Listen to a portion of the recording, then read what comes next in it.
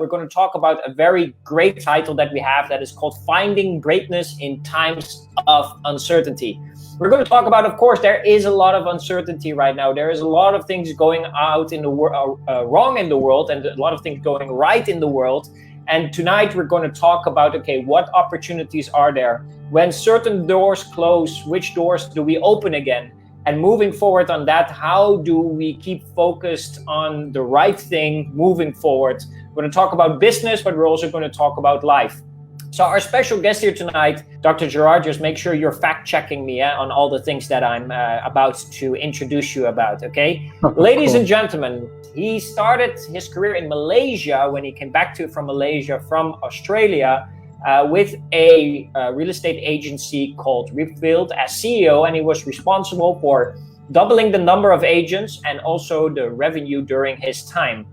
After that, made a beautiful jump, becoming managing director of one of the biggest Malaysian digital companies called Property Guru, well known by many real estate agents and agencies, mostly responsible for doubling both the online market share and on top of that also the revenue in the 2 years there. Then made a very interesting jump, becoming Chief Marketing Officer at Khazanah subsidiary Medini Iskandar Malaysia, and then later also Chief Marketing Officer at Sunway Property Division. This involved creating strategic marketing initiatives and developing ecosystems with the state. So currently, very interesting, your assignment and role involves the growth and acceleration of a digital entertainment company called WebTVAsia as Group Chief Strategy Officer, and at the same time commercialization for an education group called Ace Adventure, where you are Group Chief Commercial Officer. I mean, an extremely impressive career path that we're talking about. We will ask so much more. Ladies and gentlemen, please help me welcome our special guest for tonight, Dr. Gerard Kho. For the people that don't know, these days you kind of have a double function. We mentioned WebTVAsia and Ace Adventure, right? Could you explain a little bit to the people out there, what is it exactly, what kind of companies are these, and what is it exactly that you do there? Sure. I guess at WebTVAsia, they were a client of mine initially. Tencent, China invested into us at a China level about 18-20 months ago. So I knew them when I was at Sunway time. So WebTVAsia, essentially, we manage about 2,800 YouTube channels. People like Li Ziqi and quite a few of the key influencers in the region. We help them monetize. We do brand deals for them. My role is to come in to prepare them for IPO in the next 18 months or so. So it's a lot of cleaning work. My CEO, my JD was not created by the CEO, it's created by myself. And so I asked him, what do you want my JD to be? He said, how about you take on half my job? I said, fine. You take on the part I don't like. I said, fine. And he said, for sure, you're going to be the most unpopular person in the whole company. I said, that's great. I wouldn't mind that. So it's a lot of restructuring work. It's getting a lot of things done right, where, unpopular things that needs to be done, I do it. Includes hiring, firing, rearranging, promotion, demotion, things that people don't like to do, but it's really important for the business. So currently my work right now, I came in to look at the restructuring and that, but some of them call me the hacker, as in like you've got a list, they always ask me, Gerard, how's your list today? Who are you going to remove? It wasn't about removing people. It was more about, reassigning people to the right places. But my role essentially now is looking at funding, preparing for IPO, so going through the Series A, Series B. Yeah. That's part of my role there. So Ace Adventure was also a client of mine, the last 3-4 years. And they are going through the same whole journey of growth as well. And they know what I've been doing web TV, so kind of rearranging the JDs, the whole organizational growth, preparing for the next growth journey. Both companies about 300 people right now. So both of them are growing. We're aiming to be 500, 1,000 people, 2,000 people kind of a growth. So in order to have that happen, you've got to do a lot of restructuring work. So very, very similar work. That's why for me, it's not about the industry. It's just your ex-clients needing your help to do all that reorganization and tough decisions that needs to be made, and quite tough sometimes for founders to do it. Before again going to the real estate, right? So based on looking at your daily routine, right? Pre-MCO and now during MCO, has that changed a lot? Yeah, it's amazing actually. Pre-MCO is quite disorganized because there's a lot of distractions, right? There's quite a little bit of traveling that I have to do to look for funding around the country and into Singapore quite a lot, because a lot of money is actually sitting in Singapore. And then with MCO, all of a sudden you can have your perfect routine, right? You don't have any traveling to do, not much distractions from your work colleagues. Just don't turn the video on if you don't feel like talking, right? So it's amazing. So my day typically, my perfect routine would have been before MCO. Would have been getting up 5 o'clock, 6 o'clock in the morning. Essentially start work by 8. Lunch for an hour if I have to. And then finish about 7 o'clock, and then I try to go to bed between about 9 and 10 o'clock at night. That was my ideal before MCO. So MCO allowed me to have that routine for the last 22 days. So far it's it's working out quite well. It's internal mind struggle, right? Yeah. It's all, the routine is always something that needs that shift, that needs time to adapt to it, basically, right? Yeah. So Gerard, again, most people know you within our line, know you from the real estate industry, right? You were with Ripfield, Property Guru, later on with Sunway, right? Is there any specific interest that you have in the property industry? I think the property industry, it's I've learned it from probably 6 months into my business when I was, I started after uni in Australia. I started off as a real estate agent there. I picked real estate as a career. I remember my pay at that time was like 1,200 Aussie dollars. I mean, you might think, times 3, that's a lot of money, but in Australia, 1,200. Car park was already 150 a month. So, you kind of know it's actually not much there at all. A lot of my friends were like lawyers and that, they're all like making 50 to 70,000 starting salaries. I was making like 1,200. Cool. But when I started real estate, within later 6 months, no more than 6 months, I almost got sued by one of my clients because of misunderstanding. Right, someone else bought the property, and I didn't tell them. I didn't have the right time to tell them that it was already sold. So it's kind of like sold an hour ago, and then he calls me and says, I'm going to put the deposit and sign that contract. I say, well, it's sold. So he says, the next moment you're gonna hear from me. Not gonna hear from me again. Next time you're gonna hear from me is my lawyer. So that was definitely within 6 months of my career. So I thought, I'm getting sued, but no loss because I haven't got much anyway. So you can take legal action on me as much as you want. There's nothing there. So, but since then I realized that I was fortunate to have people all along the way. My dad was, one of the first ones. It's always best when you can turn your worst enemy or the person who hates you most, turn them around, because they can be your best customer. So that was my kind of that was kind of my turning journey at that time. I decided that I had to kind of reconcile, not because I was scared of being sued, but I had nothing to lose anyway, right? Yeah. So I turned it around. I explained to him. I called him. I messaged him, built a rapport.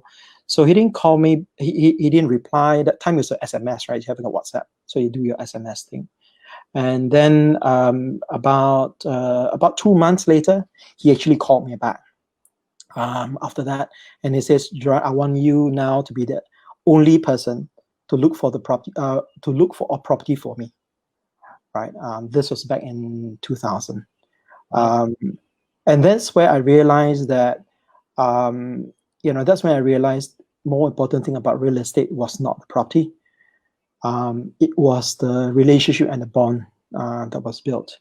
Just to cut the long story short, I found out that he was one of the most senior guys in one of the largest real estate groups at that time, called the Elders Group, and they were the ones 6 years later who gave me master franchise for Singapore, Malaysia, and Southeast Asia for free.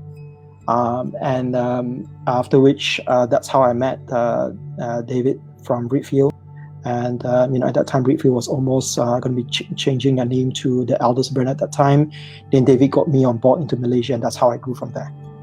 So from that relationship, 6 months of my career where someone's going to sue me, and it's always been a journey of all these kinds of people who have brought me to where I am and opened the doors for me. So real estate is not about the property, it's about the relationship and the bond you can build along the way.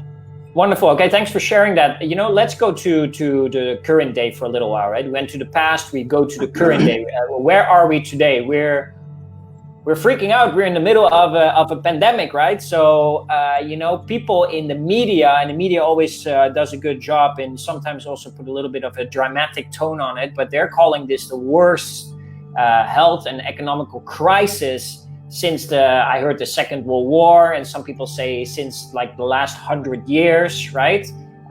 What do you think all about this situation right now?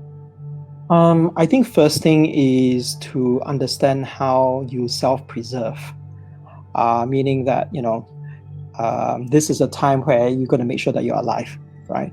So we're all fighting for our lives, right? So first thing, you're going to make sure that you're alive. That's number one. You can plan all your business, but you can't figure out whether you're going to be alive or not, then that's kind of pointless, isn't it? So first thing, you got to figure out how to make sure that you're alive. Yeah. So first thing I did was to make sure generally I'm a non-compliant person. So generally I don't comply. If you tell me not to do, for sure I'll do it. So generally I'm not compliant, but this time round I realized that compliance does possibly pay off. So the first thing I did was knowing Malaysia's health system. First thing I did was I looked at where I'll end up if I was sick, and who I'll be around with, which is nobody. Whether I'll have mobile phone and WhatsApp or not, possibly not. I'm not sure. I asked myself whether I'll be in an air-conditioned hospital or not if I'm really sick with high fever. Maybe not. How many people will I be sharing the ward with? Probably a lot. So I was convinced enough within a couple of hours after I did a bit of research that I don't want to go there because I don't think I can take it. Yeah. So that's number one, self-preservation. Number two then is trying to figure out that unless this is the end of the world, we're going to get out of it sooner or later. So it's going to be 2 weeks, 4 weeks, 6 weeks, 8 weeks, 2 months, 3 months, 5 months, kind of doesn't matter, right?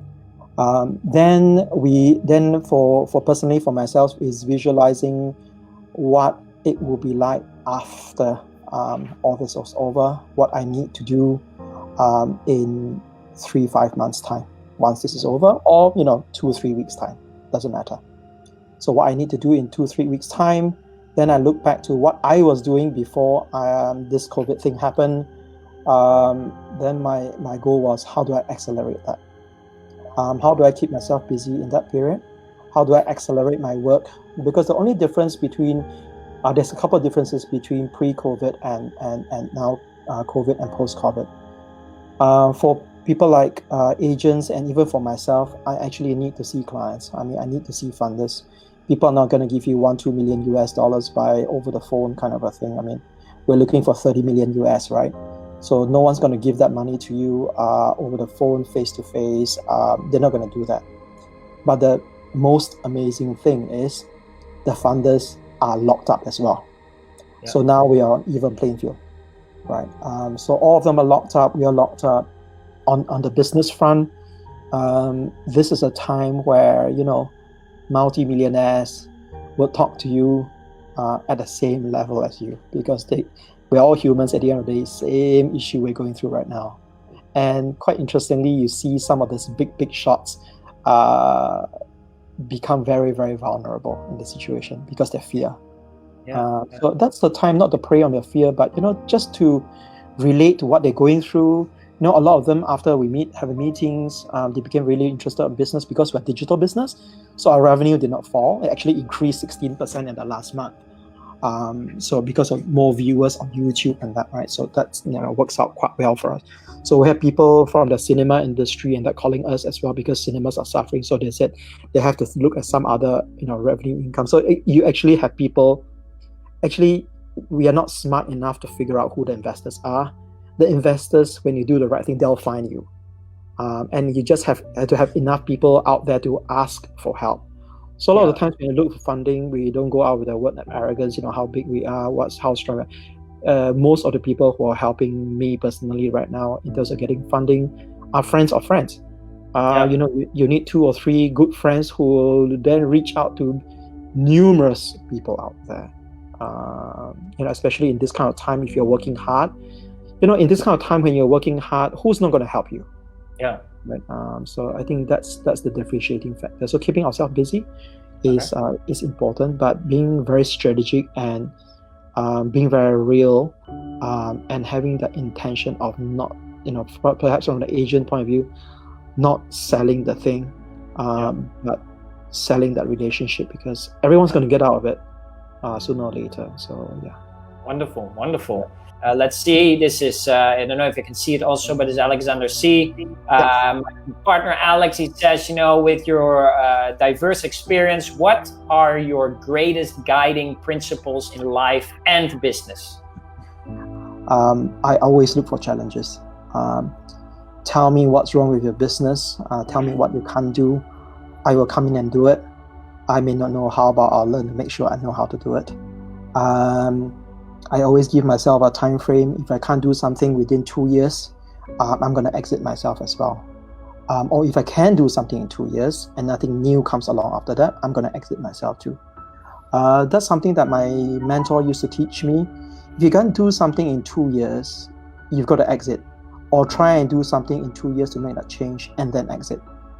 So when you look at my career path, it's always been about a year, 9 months, 2 years. Probably Guru was 2 years, while Redfield was long. Redfield was like 4.5 years. But the Khazanah Subsea was about 1 year, 9 months, 2 years. Sunway was just about the same 1 year, 9 months, 1 year, 10 months. Because round about after the first year, I normally get quite bored. I normally ask, what else is there to do? What other problems do you have? So some of them says, would you like to work on sustenance mode? I said, I'm not interested in sustenance. Sustenance, someone else can do it. I'm here to make a difference. So the guiding principle, if I can just say plainly, is pick the toughest thing to do and then do it with knowing that there's a big chance you can fail. And my wife always tells me, she knows after every year, a year and a half, she knows I'm praying for the next job already. Give me a problem, clients, what's your problem, right? So she always tells me, can you stop praying for really difficult jobs and like impossible stuff, because it's really getting really tired.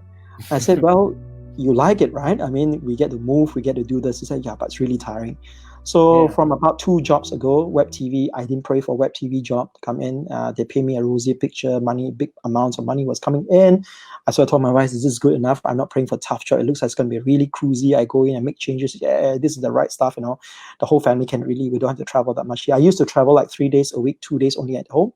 When I was in Sunway, the Khazanah Subsea. So she said, that's really good.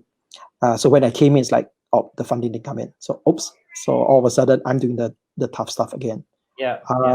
So after a while, I realized that I was kind of attracting people who knew that tough things were there to do, and I rise up to the challenge. I think that's how we stand out. So, they always say, and my mentor used to say, if everyone's walking towards a certain area, don't go there, because there's too many people there already. Go somewhere where nobody's there. So that's a guiding principle that I've always worked with. Wonderful. So you can know that in WebTV, I'm about 1 year now. So about 6 more months, I'll be looking for, if IPO is going to happen, in the next year or so, I'll be around, because there's new tasks. But if IPO is not going to happen within the next year, most likely my title will change again. Oh, okay. Yeah. I think we have to start calling you 9-10 months from now then, it's so it's I mean, that makes life interesting, especially when you are able. So in the real estate agent's point of view, it's not about job hopping. In the real estate agent's point of view, it's always pushing your limit to try something new. So you may be selling a different product, going a different market, pushing yourself to the next level, moving in digital space. It's just doing something that's impossible. That you think you can fail. That's quite important. Yeah. Wonderful. Let's talk about a big problem, right? We have a big health crisis going on in the world right now, right? Extremely big problem. Just a side note: do you believe that Malaysia is doing a good job controlling this crisis? I'm not sure. Generally, my boss used to tell me, right? You can't trust anybody, even yourself. Right? You can't trust anybody, even yourself. If we are tempted enough, we'll do things that we're not supposed to do. Yes. So you can't trust anything that you read, whether it's Malaysia or not. You can't trust it. You can't trust what people tell you, what their opinions are, because you don't know what they're subjected to right now. You don't know what stress they have as well. So we got to kind of understand why people are going through the challenges they're going through. So we just control what we can control, right? So we can control how we spend our day. So one of my New Year's resolutions this year was, my New Year's resolution became very complicated the last few years. So my New Year's resolution this year was just very simple: try and get out at 5 o'clock in the morning. That's it. That was just it. So I've been trying to do that as much as possible, which means that, I'm going to try and sleep by about 10, 11 o'clock. So that whole routine starts. So we control what we can control, because once we can control our mind, you don't like what you read, stop reading the COVID, right? You will know when COVID's over. The whole world will tell you it's over. So you don't need the world to tell you how bad it is. It's bad. So just do what you need to do. Focus on the people around you. Focus on, sessions like that. Focus on your clients, right? Your clients are probably, how would you know if many people are visiting them or not? Unlikely anybody's visiting them. So do WhatsApp, do messages. More likely than not, they're probably near the mobile phone. Or their computer right now. So reach out to people, not because you want a transaction. Just reach out to people because you just want to reach out. Work with clients that you want to work with. And if you're brave enough, tackle clients that you fear so much, right? So this is the best time to reach out. Nice. So doesn't really matter whether Malaysia is doing a job. I'm sure everyone's trying their best in the circumstances in there as well. So good. I really like that. It makes me think of my old mentor. He used to tell me, like, if you're going to make a round of calls, call the most difficult client first, move that one away, and then every other call will become easier. Exactly. So it makes me think that's really great. Okay, so Malaysia, but moving forward, why do you believe that there's a difference in people that find the MCO time very challenging, right? They find it difficult to be inside, sitting at home, some cabin fever. And some people seem to like fly through this MCO time and like reborn themselves, and then boom, they are productive, they are strong, they take breakthrough, they get to breakthrough, they do their first live sessions. What do you think the difference is between those two people? It's all in the mind, right? I mean, at the end of the day, we've got to be doing something that not only benefits ourselves, it's going to be doing something that impacts the others. So, sometimes, you have the challenge. I mean, I can't remember where I read this, but, it was someone who says, so what if you post something or you say something and there's only one person who hears it? The fact that one person hears it, you've already made a difference in that person's life. So I realized that that's quite important. Sometimes as, when I've got time, I write articles or I message people. Even if just one person replies, that's one person where if you didn't reach out, wouldn't have replied. So I think it's more about, it's quite odd to say this, right? Because financially we're all strained. Although I say that the revenue for web TV and businesses doesn't seem to be affected so far, I know there's an impact. We know for real there's an impact. Just lucky that we're in Malaysia. For those of us who have loans and that, it's kind of moratorium on that for 6 months, so it's kind of a breather. But you take this as a blessing, right? Not a time to kind of rejoice and start spending. When you clear what you need to clear, who can you help? Sometimes it's not a couple of thousand, sometimes it's a couple hundred. to us, maybe a couple of thousand seems like not much, but to someone, a couple of thousand is like, wow, where did that $1,000 come from? Right? So it's not so much about money only.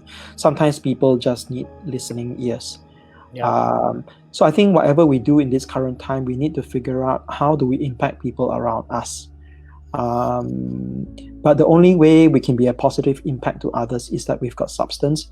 If we don't have substance, it's hard to kind of impact the others. So we kind of reset our minds first to back what it was, not to be tainted by whatever global issues and issues that might be. So one of the best things, my mentors used to tell me is, it's not about watching YouTube and watching shows and Netflix, documentaries, and that it's reading. Right? So as much as I haven't been reading for many years, all of a sudden I've got time to read. So that reading helps me to think through, and then as you read, you share. So that whole cycle. So I think the difference between the people who sail through and not is you try and add value to people now during MCO. We might only have 10 days left, or we might only have 7 days left. If numbers look very good, we might only have 7 days left or less. We might only have 14 days left. So use these 14 days to the max, because after that, you're going to get busy again. After that, you're going to go back to your routine. After that, it's going to be disruption again. So this is the best time to lock down and either build yourself up or lock down and see what impact you can give to people around us.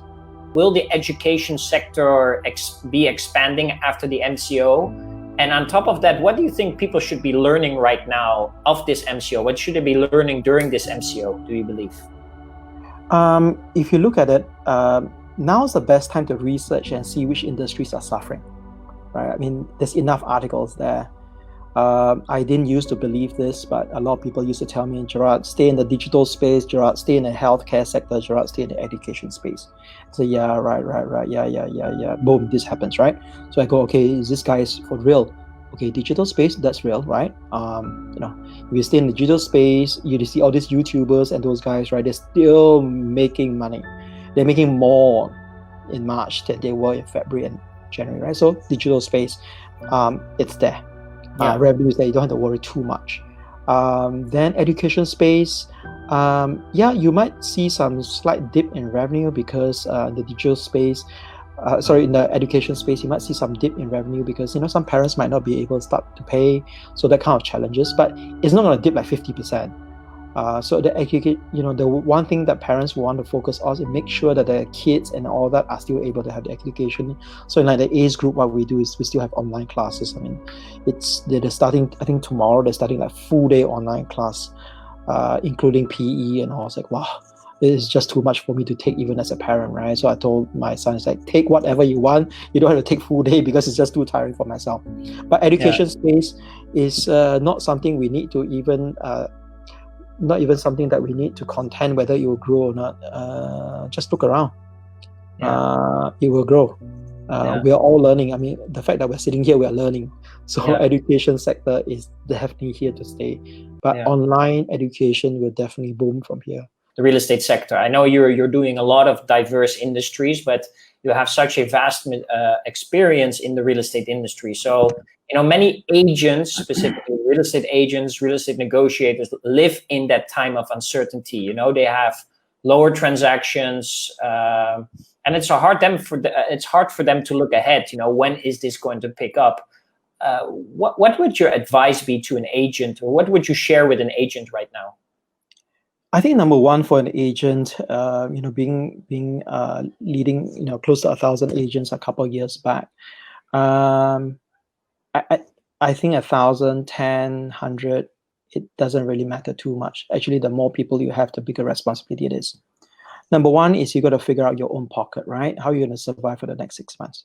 You got to be really real. How are you going to survive? Financially, how are you going to figure it out? So, because if you can't figure that out, you can't move forward. You're going to have that perennially at the back of your mind. So number one is list down all the things that you have challenges with. List down, all the things that you have real issues with. Get it out of your head, right? So I mean, Yalong and a lot of people will know this. Like I still have my to-do list, right, for many years back. So this is kind of my to-do list. These are all I call it brain dump. So you got so many worries. you just brain dump on the paper. I mean, the paper is there to absorb all your worries, right? Once you get that out of the head, then you reorganize and figure out, okay, so are my concerns real or not? I've got 6 months moratorium. That's the biggest blessing any country, any citizen can have right now. I mean, you look at Australia, no such thing. Singapore, no such thing, right? You have that moratorium. That's income in itself already. I mean, if you have 10,000 worth of loans on cars and that, overnight, you got 10,000 cash, right? Overnight. Right? So you got 60,000 in the next 6 months. So why worry about what revenue you've lost? You just have to figure out how do you double up when you finish this whole game. So I look at this MCO as a game, right? How do you win at this game? So I think number one is through this process as an agent, go back to your core. Imagine when you were an agent, when you first started, you had no listings, no sales, right? Why did you do what you did? If you're a successful agent, it cannot be about money. Money was just a result of your efforts. It cannot be about money. Money would not have got to you where you are and sustainable if it was just about money. More likely than not, it's something else, right? More likely it's to help someone, or you love the thrill of transaction. You love the thrill of winning relationships. Agents are very emotional creatures. I mean, that's what they do very well, especially the top agents. They are able to build bond. I mean, come on, you guys are, probably dealing with 5, 10, 2, 5, 6, $7 million property. Someone who owns a 5 million property or 2 million property, right? It's probably going to be making about 30, 40,000 a month. I mean, to get a trust from someone like that, you've got to be okay in your game, right? These corporate guys have seen all kinds of con men in and out. So give yourself credit. The fact that you guys are in that market, you're already dealing with people who are probably making minimum household income 30 to 200,000-300,000 a month, right? So try and understand that you already have those capacities in place. Go back, talk to those guys, right? Just reconnect. I mean, if you have database all lying around, your business cards, and figure out a way. Oh, please don't start getting your business cards in by manual format. Try and figure out. Always be the lazy one. Get a shortcut, right? So find technology that get all business cards in place, all your stuff in place. Get them on WhatsApp. Start connecting people. At this game right now, it's all about people. You just never know. Maybe the other agents out there are just frustrated that, they're probably thinking, I need to get out of this. This is really not where it's going. The husband or wife, I told you, you shouldn't be an agent. I told you, right? So let them drop off. That's brilliant. This is called a natural selection process, right? They actually drop off by whatever's happening right now.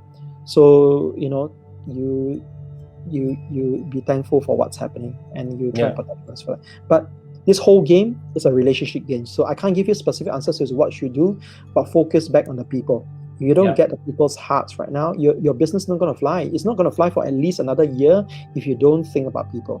There may be some people who will go through challenges, that financially, whatever. Think through that.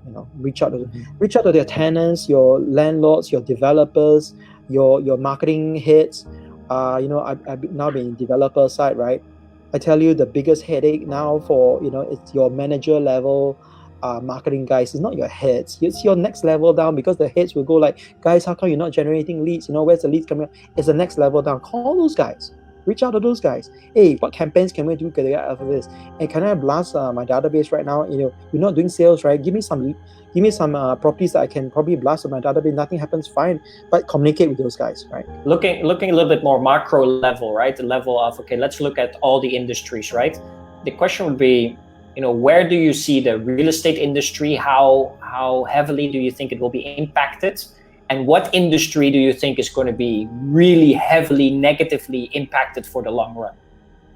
I think to say that certain industries are immune to it in the medium long term is, we're kidding ourselves. I mean, even the digital space, we're not going to be spared, right?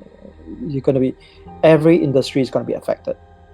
That's why, when we had the conversation a couple of days ago with yourself, Yalong, right?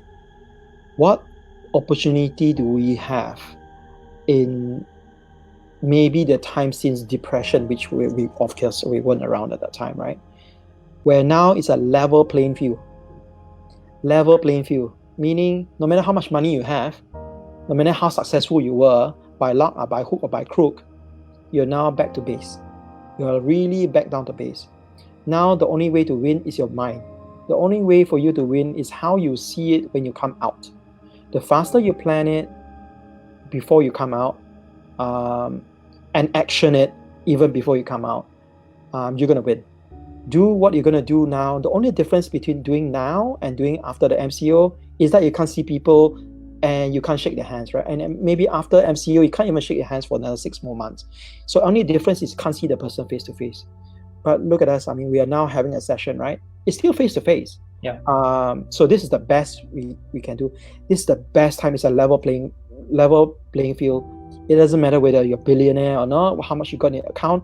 We're same situation. We can all catch the virus. We will probably go through the 14 days and we may survive over time.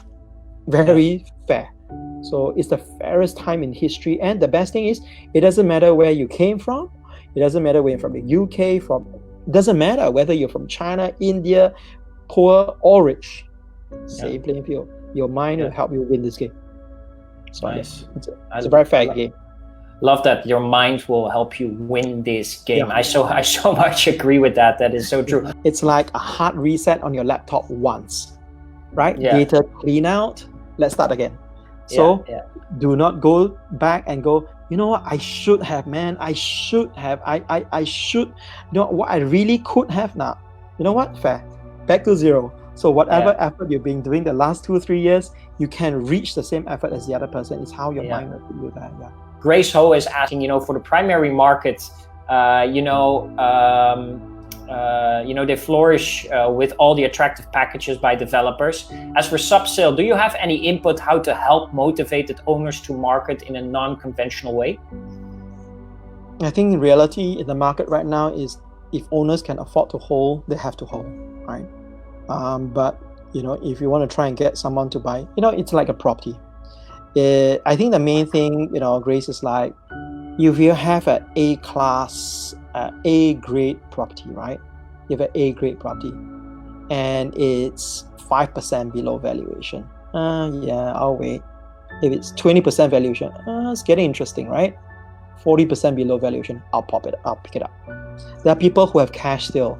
There are people who've got money. The people who've got money are waiting as, let's wait for 45% because they can wait. So for, owners who really need to sell, they've got to be realistic. And for owners who can't afford to sell, keep it. But now build relationship. You do your calls, you do your WhatsApp. Like I said previously, more likely than not, you're going to be able to reach out to them. In terms of how do you market motivated sellers? You keep your profile there in the market still because there are people looking. A lot of people are staying online, so stay your presence online. You can't be offline anyway, so stay up there online. So all your typical property portals and that, stay online, stay visible, stay relevant. You see, owners, when they are concerned, so even for myself, I'm concerned, my tenant's going to move on in a couple of months, right? So I'm thinking, oh crap, what rental do I rent it out? And I look at the market and say, oh crap, there's so many on the market. But then I know, hey, there's these agents that are out there. So I'll start to read a lot more about that. You start offering comments about what's probably happening in the market. But I think you always come from an angle of what value can I add to people? And I add the value in the correct way. People will find you. They know when you are trying to con them. Yeah. You just offer, you just offer the right advice, build a relationship, but keep your presence out there even more.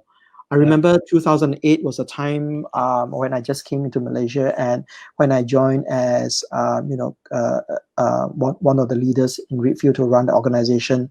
I joined, and 1 month after that, the market kind of dipped really bad. I'm thinking, oh man, what's happening? It's like I'm not even used to the Malaysian market. Like it's 500 agents. I'm going to pull them out. So the only way we did it was like, guys, stop reading the papers for 3 months. And Yalo will remember this, right? Stop reading the media. It's going down anyway. Reading it will make you more depressed, so don't read it. So we focus on activities. We focus on, supporting each other. We focus back on learning.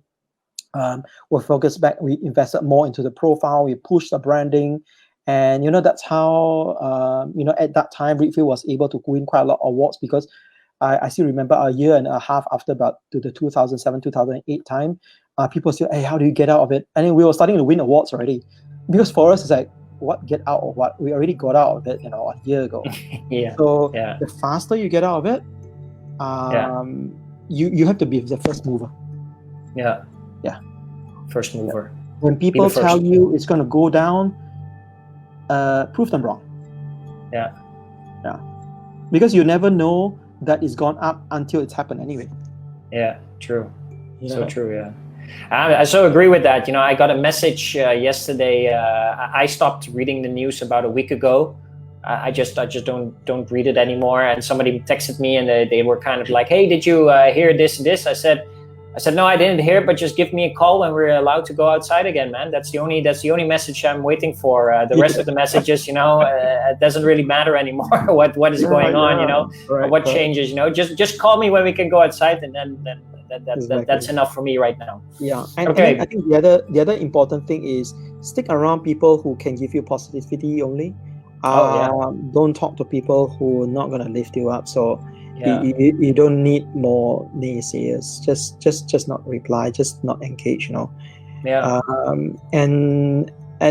pick people you want to listen to. You will start to discover who will really help you in this tough market.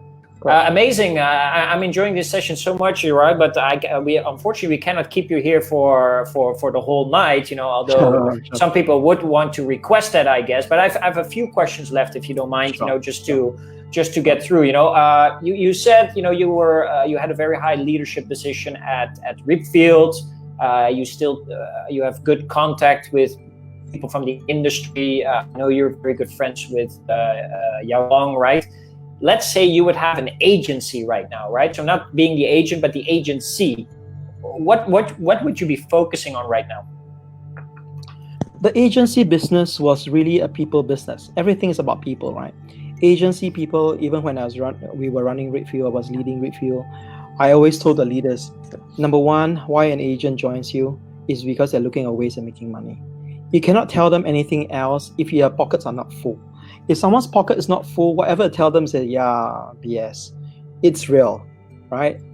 Until you get their basic needs sorted out, you can't talk to them about anything else. So if someone is at a level of their production where they can't even meet 10K a month, help them make 10K a month, right? And if you're already making the 20K a month, you then got to figure out, can the 20K person perhaps help the person who's at 5 to make 10K a month? It is, as a leader, it's always making sure, my mentor used to tell me, leave no man behind, right? So 10 men go, 11 come back. And, it's interesting. So I asked him, what do you mean 10 men go, 11 come back? You go to war, 10 men go, how can 11 come back, only 10 went? Say, I got to bring your enemy back, right? So you got to convert your naysayers on the other side, convert them. So from a business owner point of view, there are lots of agencies out there where the business owner probably go, crap, how am I going to pay next month's rent? Don't think about grabbing them on board. Think about adding value to them. Generally, if you add value to people, sooner or later, they may not come on board, but they'll tell their friends about it. That's it. That's how we grew the time when Yao Long, and that's how Yao Long grows, right? Because good people do the right things, add value to people, and the whole cycle starts. You want to kind of build that culture there. So as a business owner, team leader, number one is go back to your, guys. Even as we run an organization right now, first thing I look at is, guys, MCO,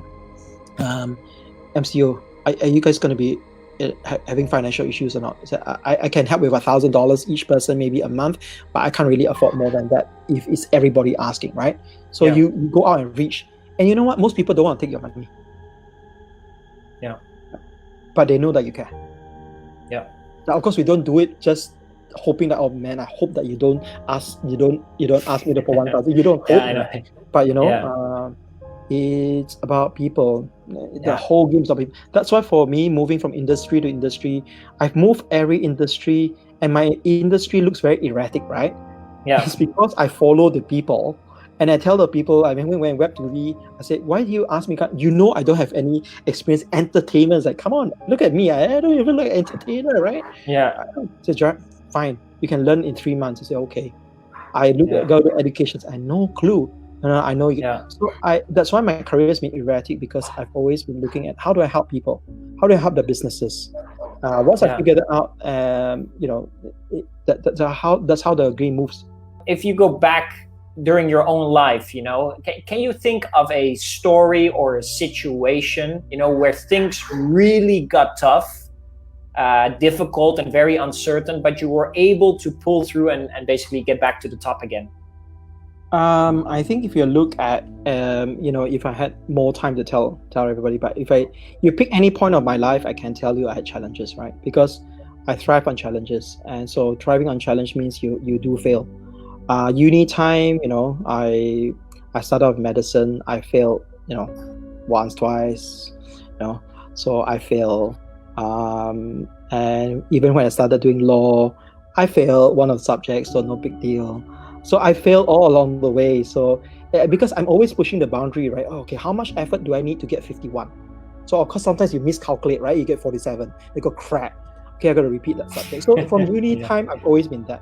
So business time has always been that. It's always been, the 1,200 salary when my friends were getting 70, 80,000 at that time. When I came into Singapore, into this region, I literally was broke. When I came to Redfield at the time, I remember I had less than 1,000 in account at that time. Yeah. When I came to Redfield. So every stage of my career was kind of lots of challenges where I felt that I could just lose everything. Yeah. Because I live on that motto, that I'm afraid, when I pass 40, that I wouldn't take risks anymore. So I've always been taking risks. Nice. All the while. So at all points of my career, I've not wanted, not that I wanted failure, but I've always been prepared that I'll get a heart attack one day. Yeah. But yeah, so at all points. So I think when you're exposed, it's like training. If you go to the gym enough, which I don't go very much, if you train enough in failure, you get up, get up. After a while, it's like you can get up within hours. Yeah. So we have to tune ourselves to that, so that when failure comes, you can pick up very quickly. I feel I can be talking with you for the next 4 hours and asking you another 100 questions, but let's not do that, right? I mean, 1 hour is enough. Yeah. No. I'm sure they will not get bored. I do have one final question, but before I get to that final question, I really, speaking from all the people listening to us right now and the whole real estate industry and all the other people in Malaysia, Dr. Gerard, I really want to thank you for being with us today. I really appreciate it. I hope we can do it again sometime in the future, because Sure. I feel that you have so much more to share. But I have one final question for you. Let's say, for example, right? Let's say I would sponsor you a billboard here somewhere on the highway. I will give you a billboard, and you could write any message for all the people in Malaysia right now.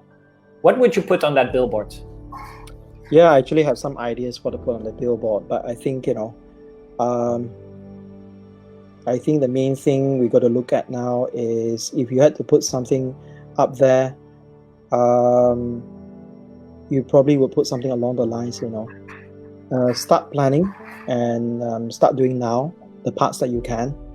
The only difference between now MCO time and non-MCO time, to me, the only difference is physical interaction. Yeah. That's the only difference. So there is no difference between MCO, not MCO time. Yeah. The only difference is physical interaction. That's all. You actually are in more an advantage now that you're MCO than not in MCO.